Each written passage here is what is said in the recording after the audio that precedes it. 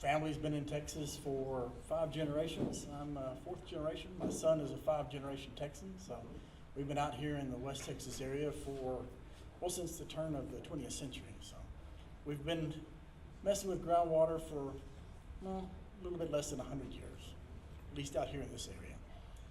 So spent my whole life, my dad spent his life working in groundwater, my brother, my wife, my friends, we're all in this business together. I've got quite a few scientist friends here, geologists that work in groundwater. It's actually something I was going to ask, is how many folks in here are associated with the regulation or management of groundwater? Anybody? Oh, come on. It's all, just a hand, just 2 or 3 people? You gotta be kidding me. There's gotta be more in here that's associated with the management of groundwater. Okay, relatively small contingent. How about those who are landowners or people who utilize groundwater? Okay. How about industry professionals, geoscientists, people who deal with groundwater? Wow, it's actually a pretty good sized contingency. So this may be kind of boring for y'all. But for the rest of you folks who aren't scientists, who have something to do with groundwater, who utilize groundwater or who regulate groundwater, hopefully you'll get a little bit of something out of this. I'm not going to say you'll get a lot, but maybe it'll be at least worth the time you spent watching it. As a few of you may notice on the slide, those little cubes, and those little cubes are very problematic in West Texas groundwater. Can anybody tell me what the little cubes are? Anybody? Did I hear salt? Halite? Yeah, that's salt. That's a direct image straight out of groundwater that we took out of the ground. So that's evaporated groundwater. So that's one of the problems that we deal with daily in West Texas groundwater is total dissolved solids. Like in Pecos County, they're always talking about their 2,000 TDS water being pretty good. Well, in my part of the world, 500 TDS water is pretty good, but you go somewhere else and they only like 250 TDS water or less. So it just depends on your perspective, right? That's who I am and what I've done. Nobody cares.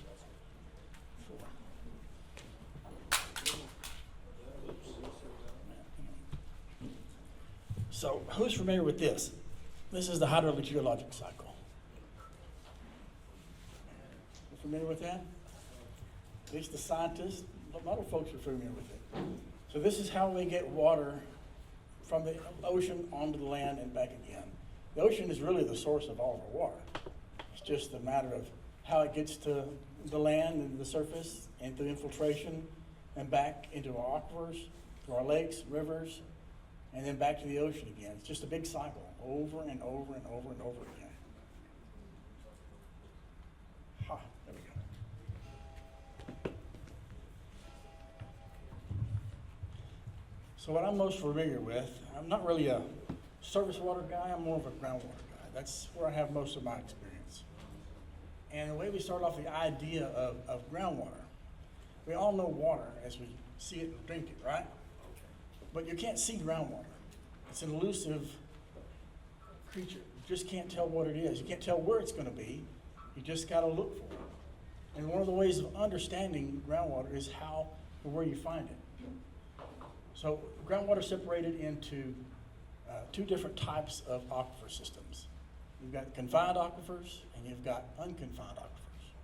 Confined aquifers are those systems that are confined on above and below your unit, and they're generally bound above and below by an impermeable bed, and they are potentiometric surfaces rise up whenever you tap those impermeable beds. Unconfined aquifer is a water table aquifer that generally fills porous medium that is open to atmosphere. So that's the 2 big differences. Is one is open to atmosphere and one is confined. And the way we look at aquifers is their ability to store, to house water, to hold water, right? And your porous medium ultimately is where you get your basis for where your water resides. And that porous medium, its porosity is what is used to determine how much you can actually hold within your aquifer system. So it's a pore space between the sediments and the rocks. It's interconnected, which allows groundwater to flow from one location to another. That's pretty easy concept, right?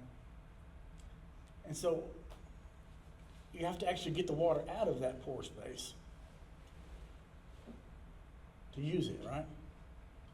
So the water that comes out of this pore space, we use in geoscience terms as a specific yield. That's the amount of water that's released from gravity from a specific unit of porous medium. That's the amount of water that's released from a specific unit of porous medium. And there, believe it or not, there'll be water that's retained within the porous medium that won't come out. And we like to think, well, there's a small portion that's retained and a large portion that's yield. But that's not always the case. When we do groundwater aquifer models, like the GAMs, they talk about all of this water that's in the GAMs, how it moves, and how they use 1 square mile cells or half-mile cells or quarter-mile cells to depict how much groundwater is available in a GAM for usable sources. So you have to consider what's actually going to be able to be drawn out of these specific units. It's like a coarse sand. You would think a coarse sand is just about as good as it gets as far as an aquifer material. Coarse sand and gravel, that's pretty good. It has an approximate porosity anywhere from 30 to 46%. And its specific yield is around 18 to 42%. That's published yield. While specific yield in an unconfined aquifer is generally 0.1 to 0.3 or 10 to 30%. So we're going to do a little experiment to try to understand that. So I brought my very own aquifer. As I said, I'm a hydrogeologist. I'm not very far from an aquifer. Sir? Oh, this is actually something Dr. Ward talked about. I brought this just for him. This is hickory sand. This is 816 hickory sand. It's considered a coarse sand. So to keep everything in common units, we're going to use a metric system. And so we have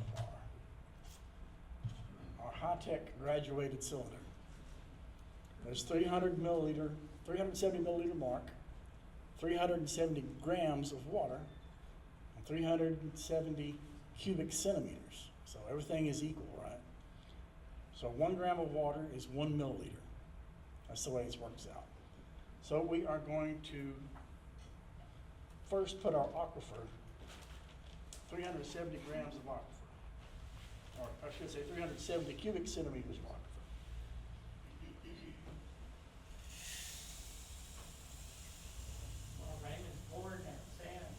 Y'all have all seen this sand before. If you watch the NFL, on every turf there is on TV, you see the dust come up when they're playing. That sand from the hickory sand has been crushed and dyed, and it's on all the national football teams. And you'll see it on TV. It comes from Raymond. There we go. We're about there. Pretty close, right? So we got 370 cubic centimeters of aquifer. Got our little aquifer holding device.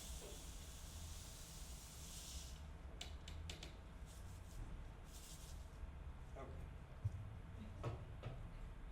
Now we're going to put 370 grams or 370 milliliters of water in our cup. Just to prove and keep us honest, I've got it sitting on a scale that's been balanced out here. Notice how water is attracted to each other? That's affinity. Water loves itself. Has an affinity for itself. It's polar. And so it's attracted to itself. right? Water's the ultimate solvent. It's better than just anything. Look how it just wants to follow itself where it goes. 340, 360.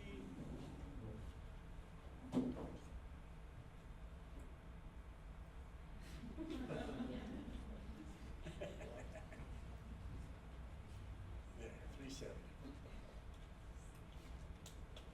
So before we get started, how many folks believe that this thing will hold 370 plus the sand? Okay. How about half of the water? Will half of the water go in here? Maybe? Maybe a third of the water will go in here? Yeah. Maybe? Well, let's see what we got. So we're going to hydrate our sand. Okay. Our aquifer is fully saturated. Look how fast it went in there too. There's very little airspace left, if any. And it's fully saturated. So we have a 370. We got 214.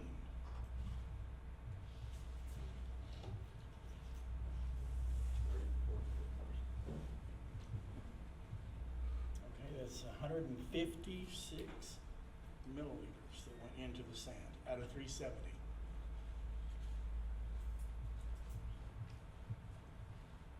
That is 42% porosity. It's not bad. Not bad, right?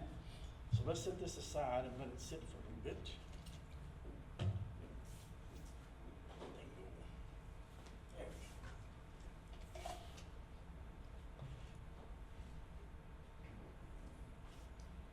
Now we're going to see how much of this water comes out. How much of this water is going to come out? Anybody? We got 156 milliliters. How many milliliters are going to come out? 75? That's a pretty good guess. 42? That's a good guess. Gil? 32 and a half. 132 and a half out of 156. Okay, not bad, not bad. So let's see we'll finish the rest of this talk and we'll see how much actually came out. What's our specific yield from our aquifer?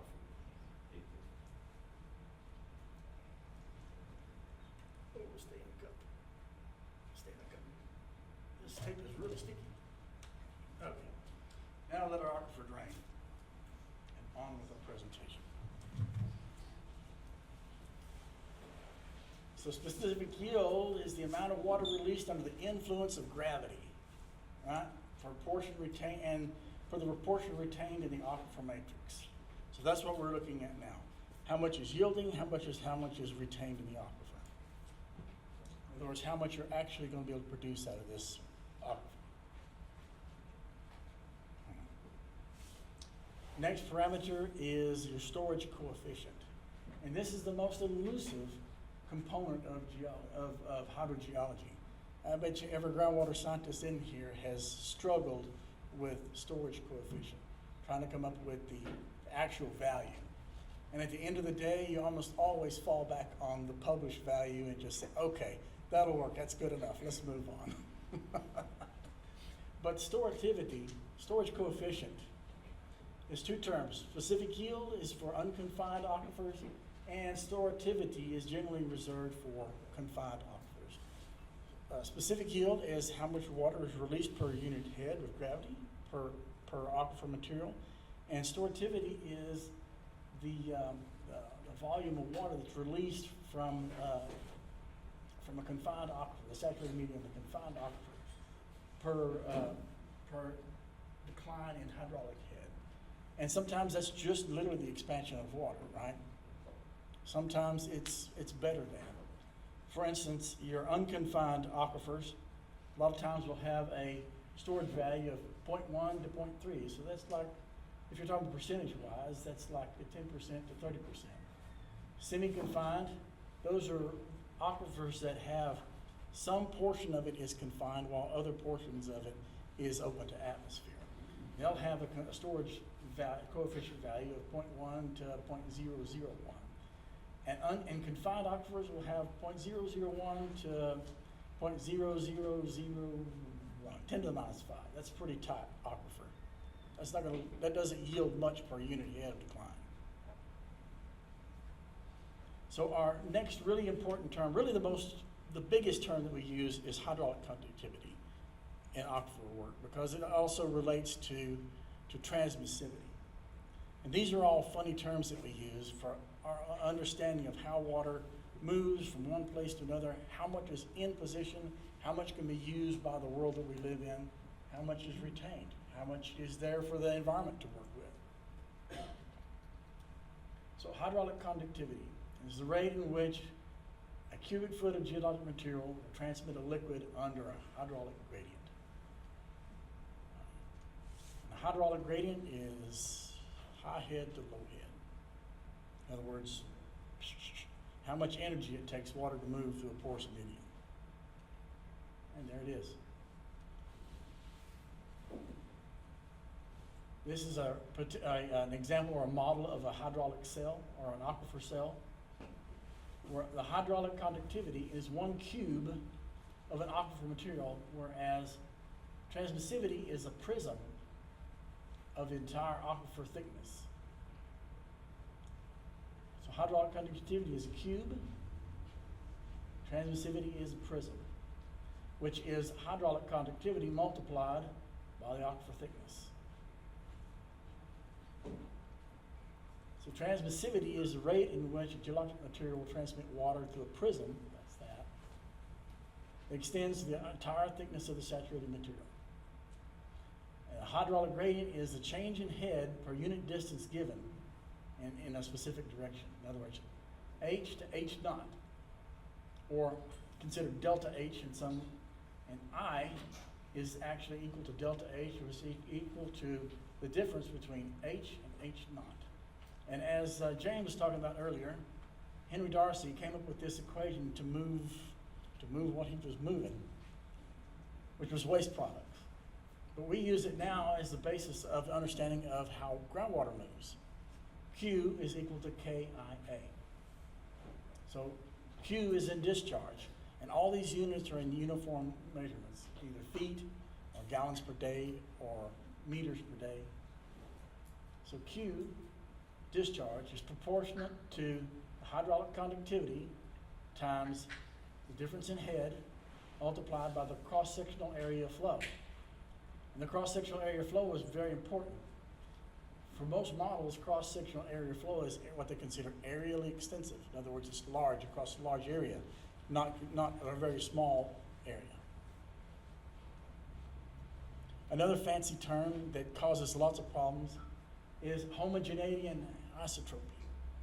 Those are really weird terms, but most models are based on homogeneous isotropic systems, which says that an isotropic system is uniform in shape and size, and homogeneous says that it is, homogeneity is uniform in shape and size, and isotropy is uniform hydraulic properties independent of direction. In other words, it's the same in all directions, the hydraulic properties.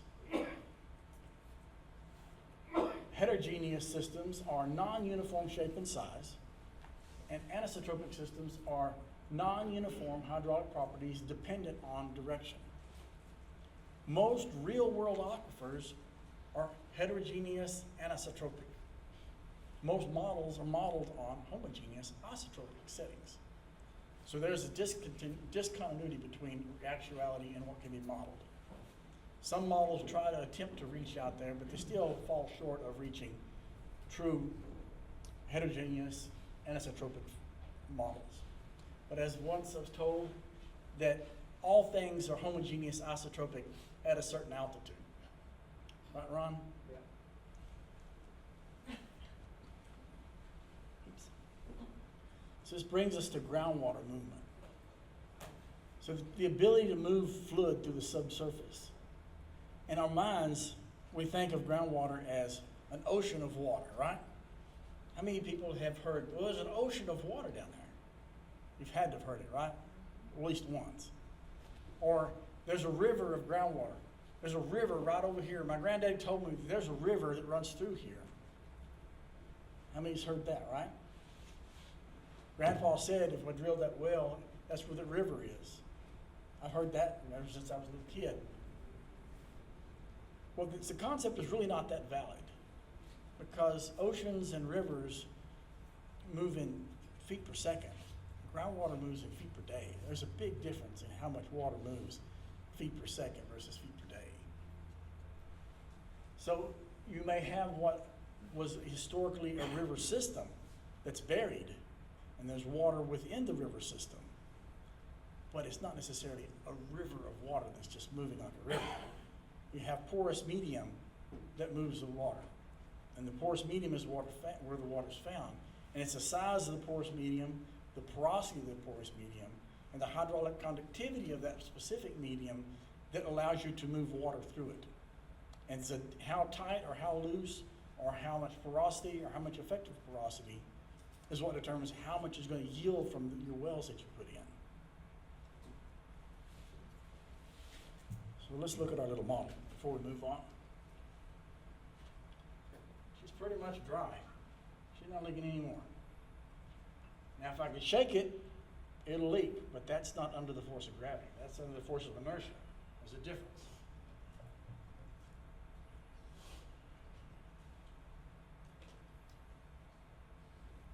So we put in 156 milliliters into our aquifer. Is that 156 milliliters? Let's see what it weighs.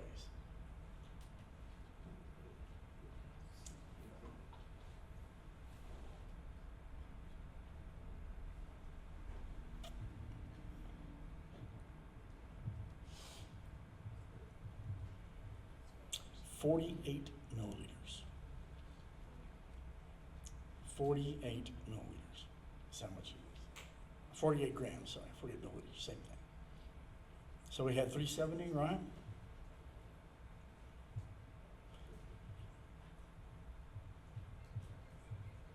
A specific yield of how much water gets out of there is 12%. 12% of your total porous medium will be released. So when you conceptualize in your mind, when you're thinking about it, right, you're thinking about when you're in your regulatory meetings, when you're in your groundwater meetings, when you're in your model meetings, and you're thinking about these models you're building, you're thinking about the amount of water that you can take from a specific area to utilize. Think about that, specific yield, how much water you're actually going to be able to get from your porous medium versus what you're conceptualizing in your brain, how much you actually have on the surface or how much is below ground, right? So you may have 100-foot sand that's fully saturated, but you may only get 12% of that 100-foot saturation to actually come into the well, actually pump out of the well. So when you're designing your regulations, your usage, you have to conceptualize and think about some of these things, especially whenever we're talking about large-scale projects or how they affect adjacent landowners, property rights, right? So on to the heart of the topic. So now we understand a little bit about groundwater and how it moves. Now let's talk about the groundwater systems that we have out here, the variable aquifers that we have. So we are home to quite a bit of groundwater. We've got here just in the West Texas area, just here, there's at least 4 major aquifer systems. Ogallala, Edwards-Trinity, Pecos Valley, Waco, Millis, and Bolson over here in El Paso.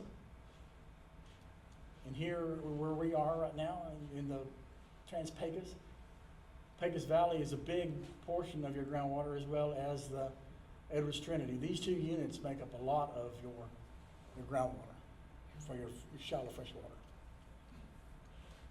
Our minor aquifer systems, there's quite a few more minor aquifer systems. Out here in the West Texas area, we have the Dockham, the Rustler, Capitan Reef, You have Bone Springs up here, Igneous, Marathon, down here. So, but here, right here in the Trans-Pecos, right here where we're talking about, we've got Dawker, Rustler, Capitan Reef.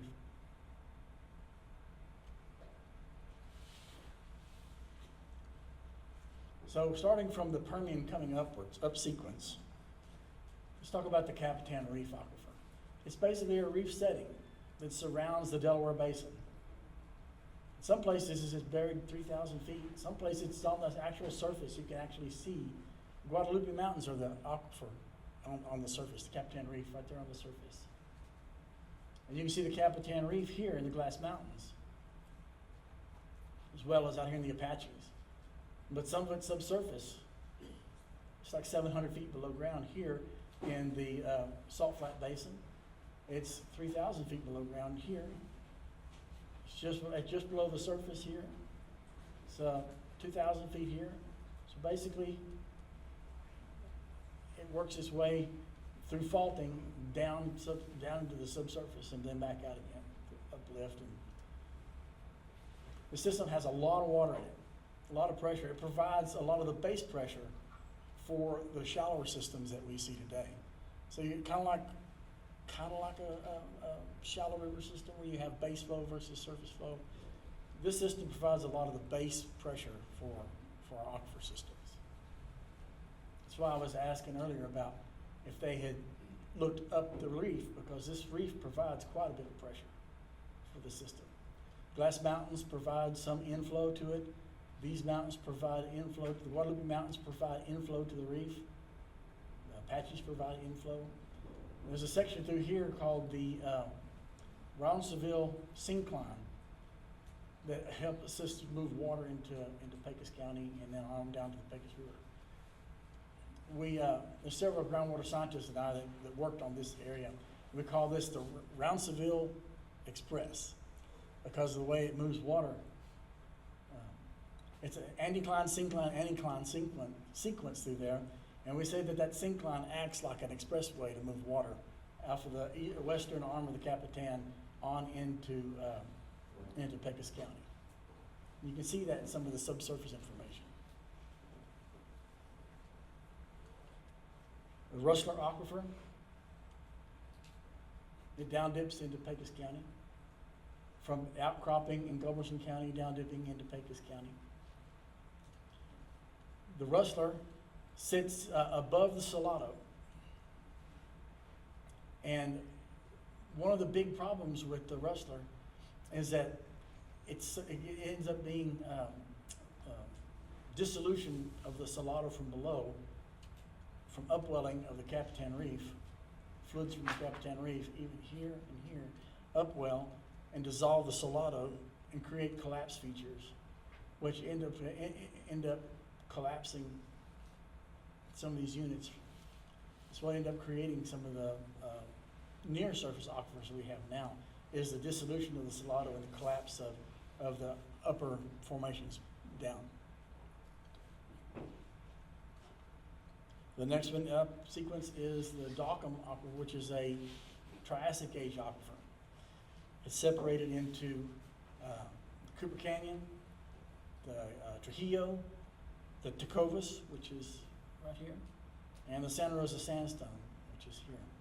This is a tight sandstone aquifer, and it has to have a lot of head to work. So if you don't have a lot of hydraulic head within the aquifer, it won't yield very much. And you can't yield quite, in other words, your well spacings can't be very tightly packed into an area. You have to have quite a bit of distance between your wells so to prevent well-to-well interference and conflict from drawdown. Because this system has to maintain head before it sort of perform. Otherwise, it won't perform.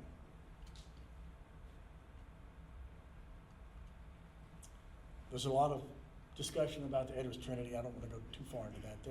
We could spend days and days talking about that. It makes up a good portion of the aquifer in this region. It's a very significant aquifer. It's made up of your Edwards limestone groups over top of the Trinity sandstones. Again, these are, in the Edwards component of it, the porosity is driven a lot by vuggy porosity. So those places that have vuggy porosity make quite a bit of water. Whereas your Trinity portion of this system is a sandstone, and it has to have quite a bit of head because of the porosity, and the hydraulic conductivity is low and the porosity is low. So you have to have quite a bit of head to drive this component of the system. And subsequently, this water that's found in the Trinity is generally lesser quality than the water that's found in the Edwards component. Then the Pecos Valley, that's one of those that's the aquifer that's mostly used for municipal and industrial use here within these county areas. And it sheds from the Concho Bluff on one side on the east, all the way over here to the next to Culberson County on the west. And there's troughs. There's a trough, a western trough and an eastern trough. And these troughs are formed by collapse of the Salado, as you can see in the cross sections. The collapse of the Salado brought the Rustler down, the Dockham down, the Edwards down, and left these spaces to be filled in by quaternary age sands. Some of these are quite deep. Some of these are 1,500 foot deep.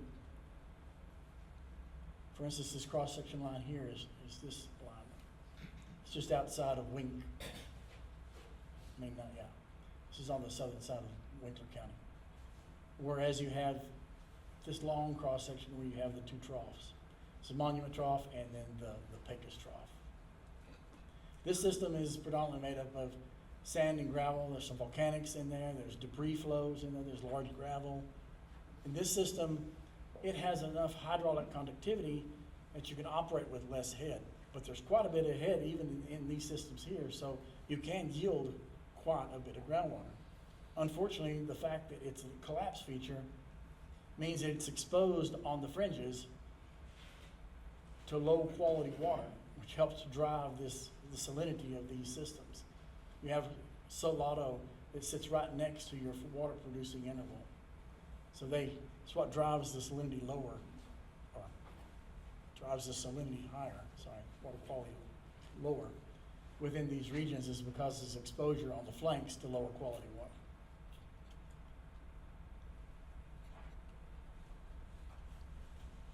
I think I'm on time. Thank y'all very much. Any questions?